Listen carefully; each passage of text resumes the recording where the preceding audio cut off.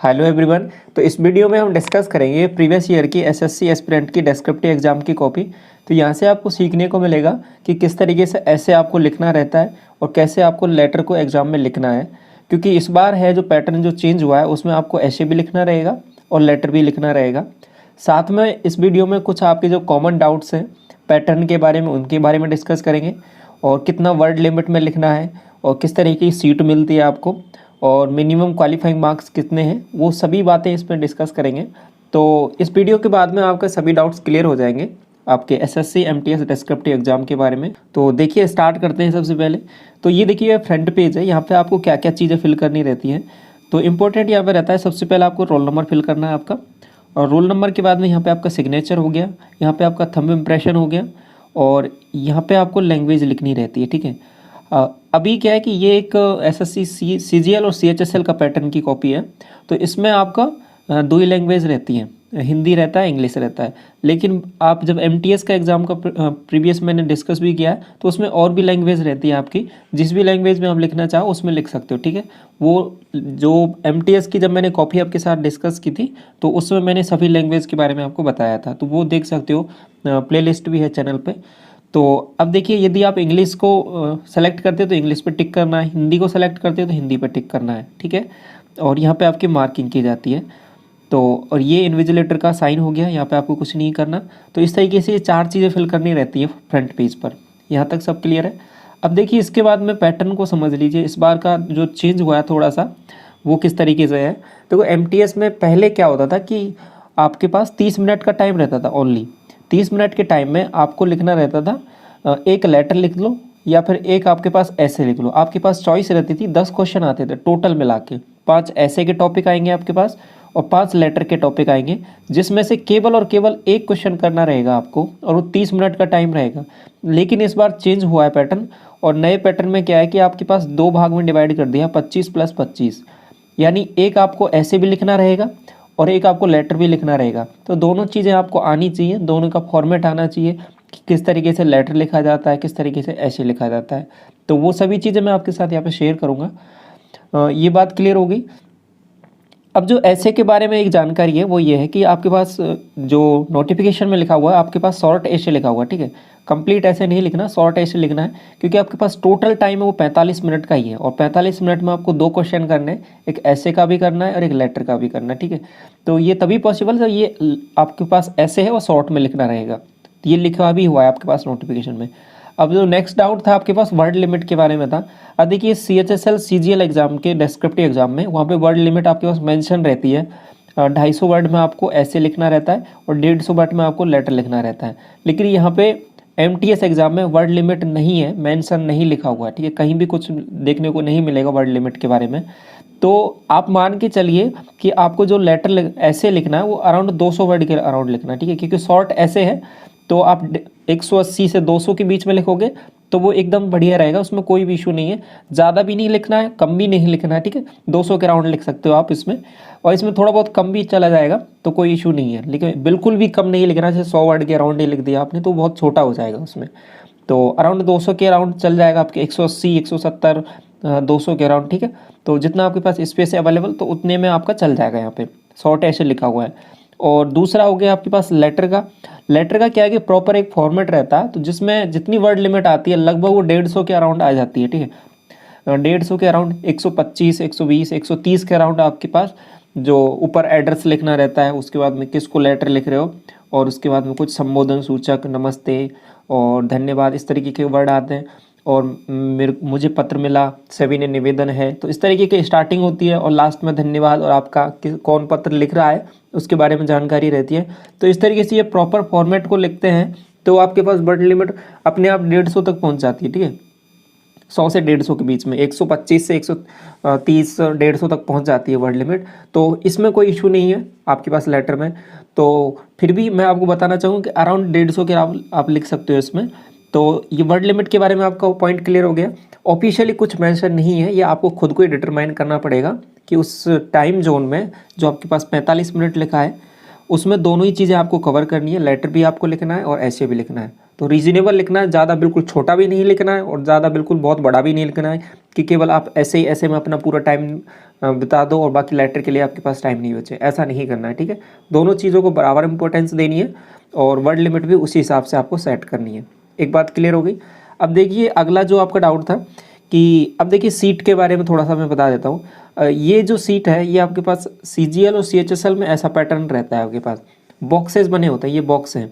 ठीक है, तो दोनों को ये मैं सीट इसलिए लेकर आया हूँ कि ये वाला पैटर्न भी आपको पता होना चाहिए कि किस तरीके से यहाँ पे बॉक्सेस में लिखना रहता है। इसके भी कुछ नियम है, तो वो मैं यहाँ पे आपको शेयर करूँगा ये सभी चीज़ें। ठीक है, MTS की जो एक्चुअल कॉपी है वो भी मैं आपके साथ प्रीवियस में शेयर कर चुका हूँ, तो उसको भी आप एक बार ज़रूर देखना। तो अब देखिए सीट के बारे में समझिए। आपके पास MTS में केवल नॉर्मल, अभी तक नॉर्मल ऐसे सीट आती है। ठीक है, जो आपके पास नॉर्मल आपके पास कॉपी रहती है, घर पे आप प्रैक्टिस करते हो, रफ बुक होती है आपके पास या सादा कॉपी रहती है, उसमें सीधी लाइनें खिंची रहती हैं इस तरीके से। तो यहाँ पे आपको लिखना रहता है नॉर्मल, ऐसे लिखते जाओ लिखते जाओ लिखते जाओ। तो ये रहता है आपके पास MTS एग्ज़ाम में, इस तरीके से रहता है। लेकिन बाकी जो एग्ज़ाम होती हैं CHSL हो गया MT और आपके पास CGL हो गया, उसमें ऐसे बॉक्सेस बने रहते हैं। इन बॉक्सेस में आपको लिखना रहता है, एक बॉक्स में एक ही वर्ड आपको लिखना है, एक ही शब्द आपको लिखना है और उसी हिसाब से इसकी काउंटिंग रहती है और ये फिक्स रहते हैं ये वर्ड। ठीक है, तो यहाँ से वर्ड लिमिट काउंट करना थोड़ा आसान रह जाता है। MTS में वर्ड लिमिट का कोई इशू नहीं है, तो इसलिए वहाँ पे नॉर्मल आपके पास ऐसी कॉपी आती है। ये बात क्लियर हो गई। तो इसमें किस तरीके से लिखा जाता है ये भी आप समझ लो थोड़ा सा। देखो ये बॉक्स है, इसमें ऐसा नहीं है कि बॉक्स के ऊपर लिख लो, बॉक्स के नीचे लिख लो। सबसे बेस्ट तरीका जो लिखने का है वो देखो बॉक्स के बीच में लिखो, क्योंकि जो विजिबिलिटी रहती है आपको, जो देखने में जो सबसे बढ़िया लगता है, समझ में आता है, वो बॉक्स के बीच में कोई वर्ड लिखा रहेगा तो आसानी से समझ में आएगा। जैसे कि यहाँ पे जितने भी वर्ड लिखे हुए हैं सब बॉक्स के बीच में लिखे हुए हैं, तो ये एक सही तरीका है बॉक्स के अंदर लिखने का। और यदि कोई वर्ड इसमें एक बॉक्स में दो वर्ड भी लिखने नहीं है, केवल एक एक वर्ड ही लिखना। ठीक है, जैसे कि यहाँ पे औद्योगिकरण और आधुनिकीकरण के वर्तमान दौर में, इस तरीके से एक एक ही लिखा हुआ है। लेकिन गलती से कोई कभी कभार दो वर्ड लिखने में आ जाए तो कोई भी इशू नहीं है, उसमें परेशान नहीं होना, काटा पीटी नहीं करना, उसके बाद आगे बढ़ जाना, आगे सही सही करना है उसको। तो ये बात क्लियर हो गई। तो ये बॉक्सेस में हो गया, एक नॉर्मल लाइनिंग हो गई, इसमें इस तरीके से लिखना रहता है, आपको डायरेक्ट लिखना है। तो ये क्लियर हो गया डाउट आपका सीट के बारे में। आपके पास ये वाला भी पैटर्न चल रहा है MTS में। आगे देखिए पासिंग मार्क्स के बारे में कि मिनिमम क्वालिफाइंग मार्क्स कितने चाहिए आपको। तो देखिए MTS में डिस्क्रिप्टिव एग्जाम में ये नोटिफिकेशन क्लियरली लिखा हुआ है कि UR कैटेगरी के लिए आपको चाहिए 40% मार्क्स। अब 50 नंबर है, 50 का जब 40% निकालोगे तो वहाँ पे 20 नंबर आएगा।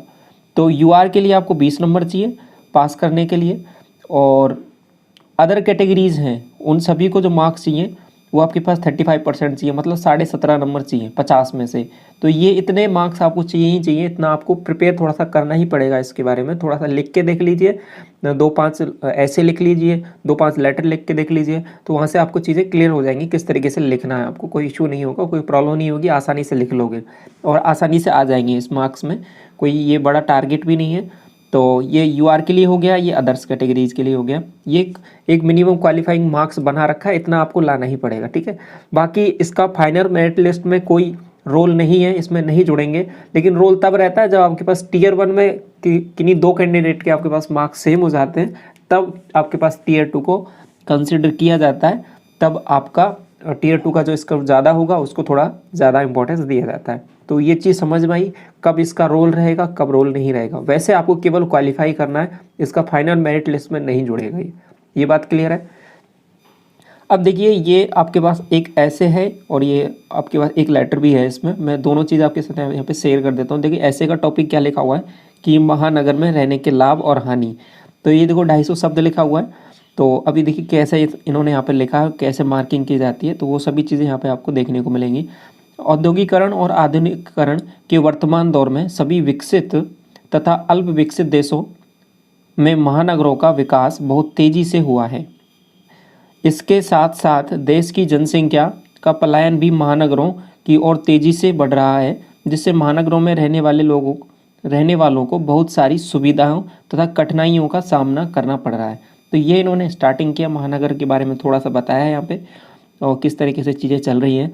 आगे देखिए महानगरों की जनसंख्या के पलायन के बाद यहाँ रहने वाले लोगों का बहुत सारे लाभ हो रहे हैं। यहाँ के लोगों को कितने क्या लाभ हैं, क्योंकि टॉपिक यही है आपका, उसके बारे में लिखना है। तो प्राय लोग गांव से महानगरों की ओर रोजगार की तलाश में जाते हैं, जो वहां उन्हें आसानी से मिल जाता है।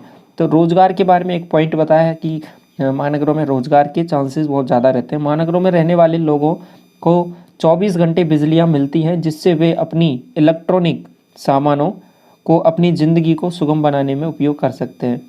तो एक पॉइंट ये है कि वहाँ पे इलेक्ट्रिसिटी यानी बिजली की अच्छी सुविधा रहती है, जो आसानी से बना देता है किसी काम करने को। महानगरों में सड़कों का तेज़ी से विकास होने के कारण यातायात भी सुविधाओं में भी बढ़ोतरी देखने को मिली है या बढ़त है, ठीक है। और यहाँ पे स्कूल कॉलेज का विकास होने से शिक्षा की गुणवत्ता में भी सुधार है या शिक्षा की गुणवत्ता भी बढ़ी है।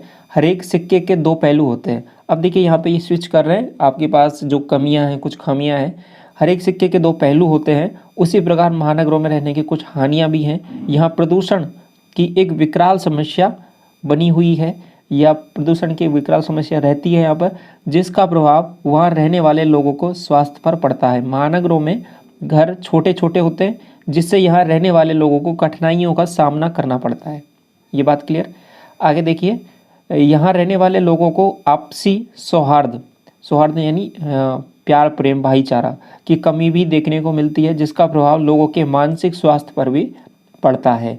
वर्तमान दौर प्रतिस्पर्धाओं का है, जिससे महानगरों का विकास होना आवश्यक है, जिससे लोगों को अधिक से अधिक रोजगार मिल सके और वह खुद अपना और अपने देश का विकास में योगदान दे सके। तो इस तरीके से यहाँ पे इन्होंने पहले एक इंट्रोडक्शन दिया उस टॉपिक का। तो यही एक तरीका रहता है आपको लिखने का। पहले जो भी टॉपिक आया उसको ध्यान से पढ़ा, टॉपिक का इंट्रोडक्शन दिया। अब टॉपिक था कि आपके पास महानगरों में रहने के लाभ और हानियाँ, तो पहले लाभ के बारे में डिस्कस कर दिया, फिर स्विच कर गए आपके पास हानियों के बारे में, और फिर फाइनली उसको कंक्लूड कर दिया। तो ये एक सबसे बढ़िया तरीका रहता है। तो कोई भी टॉपिक आए तो सबसे पहले आपको किस तरीके से उसकी रूपरेखा तैयार करनी है कि पहले तो उस जो टॉपिक है उसके बारे में कुछ डेफिनेशन है या फिर उसके बारे में कुछ परिभाषित किया जा सकता है उसको, तो उसके बारे में थोड़ा सा बता दो पहले पैराग्राफ में, ठीक है, 2-3 लाइनों में, 3-4 लाइनों में उसके बारे में। फिर उसके बाद में टॉपिक क्या है आगे उसके बारे में देखो और उसके बारे में पूरा बताओ, और फाइनली लास्ट में उसको पॉजिटिव मोड में उसको कंप्लीट करना है, ठीक है। पॉजिटिव मोड में कुछ इस तरीके से इसमें ऐसा करना चाहिए तो ऐसा सुधार हो सकता है, या फिर ऐसे कदम उठाने चाहिए जिससे ये बेहतर हो सके। तो इस तरीके के पॉजिटिव मोड में उसको कंप्लीट करना रहता है। ये एक सही तरीका रहता है और इस तरीके के कंप्लीट करने में आपको अच्छे मार्क्स भी मिलते हैं। यहाँ पे इनको 37 नंबर मिले यहाँ पे जो ऐसे के टॉपिक में। इसके बाद में क्योंकि आपके पास MTS एग्ज़ाम में इस बार लेटर भी आएगा, तो लेटर भी मैं यहाँ पे डिस्कस कर देता हूँ आपके पास। तो देखिए ये टॉपिक दिया हुआ है आपको कि अपने आप को हेमदेव या फिर हेमा मानना है, और निवासी मोहम्मद काजी करीम नगर, हैदरपुर, मुजफ्फरनगर, पिन कोड आपको दिया हुआ है यहाँ पे। अपने क्षेत्र के निगम पार्षद को पत्र लिखना है जिससे उनका ध्यान आपको लावारिस कुत्तों की ओर बढ़ते हुए और उनसे जो उत्पन्न समस्या है उनकी ओर आकर्षित करना है। अब देखो यहाँ पे वर्ड लिमिट लिखा हुआ है, MTS में आपके पास वर्ड लिमिट नहीं होगा। एड्रेस दिया है, एड्रेस आपको दिया रहेगा वहाँ पे। एक चीज़ और, लेटर में आपको एड्रेस के बारे में जो एड्रेस आपको दिया है वही लिखना है, और एड्रेस नहीं दिया है तो नहीं लिखना है। और आपके पास जितना एड्रेस दिया है उतना ही लिखना है, जितना पिन कोड दिया है उतना लिखना है, नहीं दिया है नहीं लिखना है। ये बात क्लियर है। देखो अपनी तरफ से कुछ भी ऐसी जानकारी यहाँ पे लिखेंगे, एड्रेस या फिर पिन कोड, तो वो UFM के अंतर्गत आ जाएगा, तो वहाँ पे 0 नंबर मिल जाते हैं, तो वहीं से डिस्क्वालीफाई हो जाते हैं। तो उस चीज़ को अवॉइड करना है, उससे बचना है। ये नोटिफिकेशन में क्लियरली लिखा हुआ है, तो अपनी तरफ से अज्यूम करिए कुछ नहीं लिखना है। ये बात मैं पहले भी हर एक वीडियो में डिस्कस करता आया हूँ, क्योंकि ये इंपॉर्टेंट है, ध्यान रखने वाली बात है। तो ये चीज़ समझ में आई। और ऑप्शन आपके पास एक चीज़ और, MTS एग्ज़ाम में आपके पास इससे पहले 5-5 ऑप्शन रहते थे, ठीक है। 5 ऐसे के टॉपिक, 5 लेटर के टॉपिक। हो सकता है इस बार भी आपके पास 5-5 टॉपिक रहे हो, अब इनमें से आपको 2 टॉपिक लिखने रहे। पहले 10 टॉपिक में से केवल 1 लिखना रहता था, इस बार तो 2 तो लिखने ही है आपको। ऑप्शन 5-5 रह सकते हैं, लेकिन पैटर्न चेंज हुआ है, तो इसके लिए भी आप प्रिपेयर रहिए कि केवल 1-1 टॉपिक भी मिल जाए आपको तो भी आप लिख लोगे आसानी से। तो ठीक है, तो आपको सभी चीज़ों के लिए आपको तैयार रहना है। देखो यदि 1-1 टॉपिक भी आ जाए आपके पास, जैसे कि यहाँ पे तो 1 ही टॉपिक आता है, तो जो टॉपिक आया वही लिखना रहेगा। तो इस तरीके से यदि 1-1 टॉपिक भी आ जाए ऐसे का और आपके पास लेटर का, तो भी उसमें कोई परेशानी की बात नहीं है। देखो आसान है पैटर्न, तो आसानी से लिखा जा सकता है, तो उसमें लिखा जाएगा। और यदि 5 टॉपिक आते हैं तो बहुत आसान है, उसमें तो कोई भी आपको जो बढ़िया लगे, सूटेबल लगे, आसान लगे, उसको लिख सकते हो। यहाँ पे देखो एड्रेस लिखा हुआ है, इन्होंने नाम दिया था पहले हेमदेव, और ये पूरा एड्रेस यहाँ पे लिख दिया। अब देखो दिनांक, आपको एग्जाम का जो दिनांक है वो यहाँ पे लिख सकते हो, जैसे यहाँ पे लिखा हुआ है इन्होंने। और यहाँ पे इसको इस तरीके से भी लिख सकते हो 9 जनवरी 2022, ठीक है। तो बाकी ऐसे ऐसे भी लिखा जा सकता है, ठीक है। इसके बाद में सेवा में निगम पार्षद मुजफ्फरनगर, तो ये पैटर्न हो गया। इसके बाद विषय वस्तु आ जाएगा, विषय टॉपिक। सबसे पहले एड्रेस, देखो यहाँ पे ये एड्रेस आ गया ऊपर, फिर उसके बाद में दिनांक, दिनांक के बाद में सेवा में जिसको पत्र लिख रहे हैं उसके बारे में, फिर विषय, और फिर उसके बाद में संबोधन लगा के स्टार्ट कर देना है। विषय क्या है, लावारिस कुत्तों की बढ़ती हुई संख्या के संबंध में। आगे देखिए, अब यहाँ पे महाशय आ जाएगा, महोदय आ जाएगा, मान्यवर आ जाएगा, कुछ भी आप संबोधन लिख सकते हो। और इसके बाद में देखिए, मैं आपके निगम पार्षद क्षेत्र का स्थायी निवासी हूँ। पिछले कुछ महीनों से देखा जा रहा है कि हमारे क्षेत्र में लावारिस, तो लावारिस में ये लावारिस आएगा, ठीक है, लवारिस लिख दिया इन्होंने, इसलिए यहाँ पे इसको मार्क कर दिया। लावारिस कुत्तों की संख्या में बेतहाशा वृद्धि हुई है, जिससे बहुत सारी समस्याएं उत्पन्न हुई है, ठीक है, उत्पन्न हो रही है। कुत्तों की बढ़ती ही संख्या से यहाँ के स्थानीय लोगों का भय का माहौल व्याप्त है, और आए दिन यहाँ के लावारिस कुत्तों मनुष्यों तथा मवेशियों पर हमला करते रहते हैं। इसके अलावा ये जहाँ तहाँ मलमूत्र का त्याग करते हैं, जिससे स्वच्छता की भी समस्या बनी हुई है। तो इस तरीके से यहाँ पे इन्होंने लिखा। अब आगे देखिए, फाइनली इसको कंक्लूड करते हैं। अतः श्रीमान से निवेदन है कि यह इन आवारिस कुत्तों की शहर से दूर जंगलों में शिफ्ट करें। अब शिफ्ट करें, अब शिफ्ट वैसे इंग्लिश का वर्ड है, तो इसको इस तरीके से लिख सकते हो कि इनके पलायन के बारे में कुछ विचार करें, ठीक है, शिफ्ट करें, तथा इनकी संख्या को रोकने के लिए इनके बंध्याकरण का भी उचित उपाय करें। अब ये टॉपिक पता नहीं, ये जो वर्ड लिखा है ये क्या लिखा है इन्होंने, जिससे यहाँ के लोगों को समस्याओं का सामना न करना पड़े। देखो शब्द कुछ इस तरीके से चयन करने हैं आपको कि जो सामने वाले पढ़ने वाले को आसानी से समझ में आ जाए, ठीक है। कोई भारी भरकम शब्द यूज़ नहीं करने हैं, आसान आसान शब्द उस तरीके से ही यूज़ करने जो अच्छे से लेजिबल हों, समझने योग्य हों, ठीक है। इसके लिए हम और हमारे क्षेत्र की जनता आपका सदा आभारी बने रहेंगे। तो इस तरीके से आपका विश्वासी हेमदेव, ये आपके पास जो पत्र लिख रहा है उसके बारे में जानकारी हो गई। तो यहाँ पे इनको जो नंबर मिले वो 36 नंबर है। तो इस तरीके से इनका टोटल स्कोर हो जाता है वो 37 उसमें था, और 36 इसमें 73। तो एक अच्छा स्कोर है आपके डिस्क्रिप्टिव एग्जाम में। यहाँ पे मार्किंग आपकी जो होगी MTS एग्ज़ाम में वो 50 में से होगी। यहाँ पे तो 50-50 के दोनों रहते हैं, और आपके पास 25-25 के दोनों रहेंगे, ठीक है। तो उस तरीके से आपकी मार्किंग होगी। तो ये चीज़ें अभी आपको समझ में आ गई, सभी पॉइंट मैंने यहाँ पे डिस्कस कर लिए। पैटर्न क्या है, वर्ड लिमिट क्या है, सीट कैसे मिलेगी, पासिंग मार्क्स क्या है, ऐसे आ जाए तो कैसे लिखना है, और लेटर आ जाए तो किस तरीके से आपको स्टार्ट करना है या फिर कंप्लीट करना है। तो आई थिंक अभी सभी टॉपिक आपके क्लियर हो गए। साथ में जो आपके पास MTS के पैटर्न की RTI रिप्लाई वाली कॉपी वो मैं आपके साथ शेयर कर चुका हूँ। प्लेलिस्ट में आपके पास सभी कॉपीज़ मिल जाएंगी आपको, CHSL की हो गया, CGL का हो गया, और MTS एग्ज़ाम का हो गया, और कुछ इंपॉर्टेंट जो टॉपिक्स हैं ऐसे के वो भी मैंने आपके साथ डिस्कस किए हैं, वो भी आप देख सकते हो। और बहुत इंपॉर्टेंट है आपके एग्ज़ाम के लिए, वो टॉपिक पूछे जा सकते हैं। तो कैसे उसमें ऐसे में लिखना है।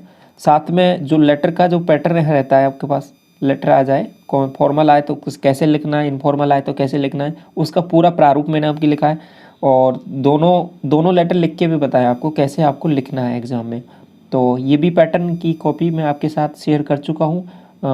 सभी चीज़ें ये आपको मिल जाएंगी SSC डिस्क्रिप्टिव एग्ज़ाम, ठीक है। चैनल पे जाओगे तो वहाँ पे आपको ये मिल जाएगा ये प्लेलिस्ट।